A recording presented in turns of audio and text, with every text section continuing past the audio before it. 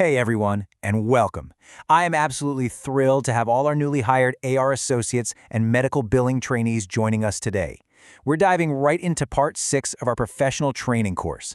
Think of today's explainer module as your ultimate detective's guide to missing claims. You know, when a claim just vanishes into the ether, it is literally your job to track it down, solve the mystery, and secure that revenue. It's like a giant puzzle, and we're going to give you the pieces. So let's just dive right into it. Okay, here's our game plan for today. We're covering the definition and root causes of a missing claim, pre-call verification and analysis, the actual claim resolution workflow steps, proof of timely filing, the standard call documentation template you'll use, and finally, we'll wrap up with a quick knowledge check. All right, let's kick things off with Section 1, Definition and Root Causes. So, first things first, we need to get our terminology straight. When a payer tells you a claim is not on file, it means exactly that. As per the records, no claim was found in their system for that specific date of service and billed them out. I know it sounds a little alarming, right? Like, where did it go? But seriously, don't panic. It simply means the claim just hasn't been received by the payer yet. It is out there somewhere, it just hasn't reached its final destination. Now let's look at our usual suspects. Why exactly didn't the payer get this claim? As an AR associate, you really have to put your investigator hat on and look for these 5 specific clues. Number 1, check for an incorrect payer ID or mailing address in the billing system. 2, look out for clearinghouse format rejections. Maybe the claim bounced right back before it even reached the payer because of some formatting glitch. 3, maybe the claim was filed just super recently and it just hasn't processed yet. Number 4 is an easy mistake to make. Maybe we're checking the status with the wrong insurance company entirely. And finally, the most basic root cause, unsubmitted charges. Meaning, the claim was literally never filed from our end in the first place. Moving right along to Section 2, Pre-call verification and analysis. Okay, I want you to burn this phrase into your memory. This scenario can be worked upon without calling. This is absolutely crucial. It's basically the golden rule of efficiency and revenue cycle management. Repeat it like a mantra. We only pick up the phone and call the payer when we absolutely cannot find the mailing address, payer ID, eligibility details, or filing limits through any of our internal systems. Your time is incredibly valuable, so we always analyze first. So what does this internal pre-call verification actually look like? Well, it follows a really simple if-then logic. Step 1, jump into the billing system and check the claim's filing history. Was it actually filed from our end? Step 2, verify the patient's eligibility specifically on the date of service. And Step 3, look for any clearinghouse format errors on that submitted claim. If you spot an error, boom, you correct it and refile. If you see it was just filed yesterday, give it more time. By checking these basic things first, you're going to save yourself an immense amount of time holding on the phone. All right, Section 3, Claim Resolution Workflow Steps. Let's dive into the actual decision tree here. This flowchart is going to be your best friend. So, say you do have to call the insurance. Is the claim found? If yes, awesome. Check the status, post your notes, and you're done. But if it's a no, claim not on file, we go down a different path. First, verify if the patient is eligible. If they are, you check the payer ID and mailing address. If those are solid, you just rebill the claim directly to the insurance.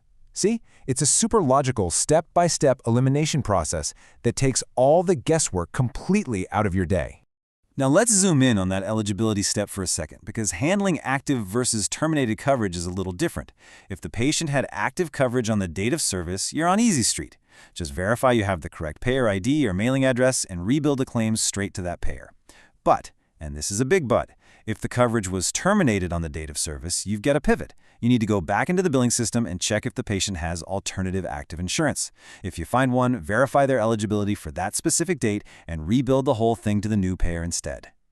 Once you've figured out exactly where this claim needs to go, it's time to execute the rebilling.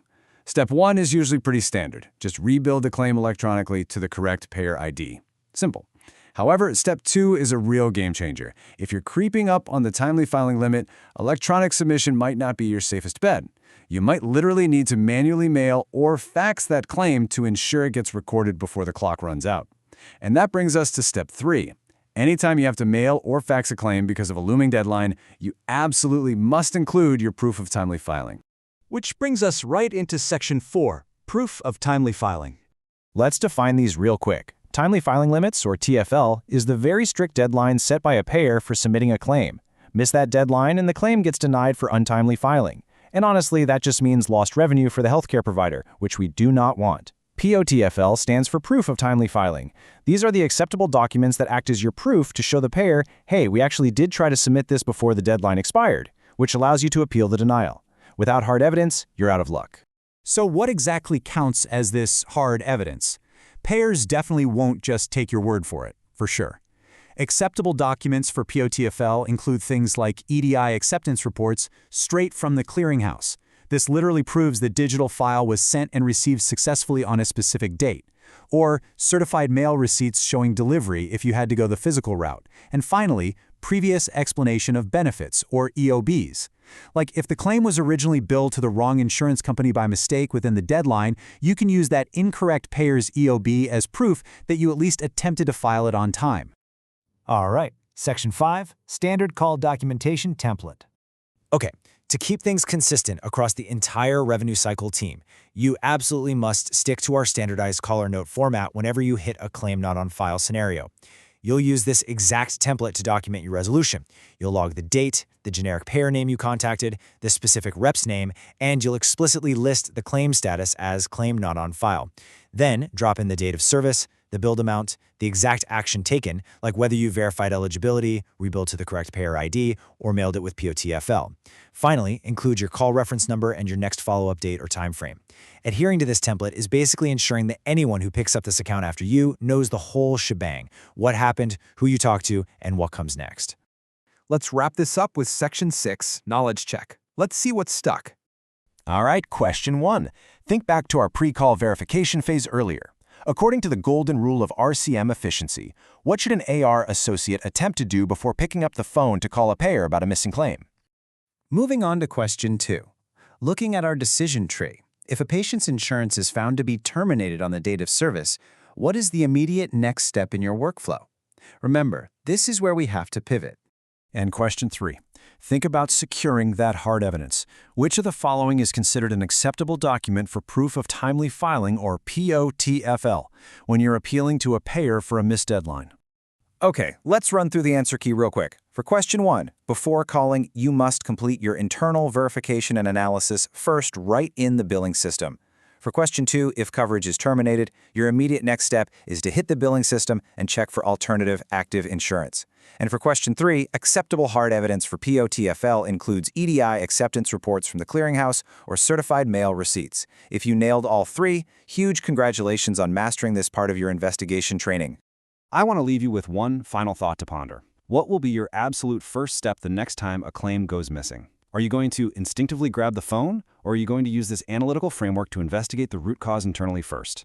Apply this workflow starting today, and I guarantee you'll watch your resolution times just absolutely plummet. Share and subscribe for free courses on Decode Healthcare with Harshal.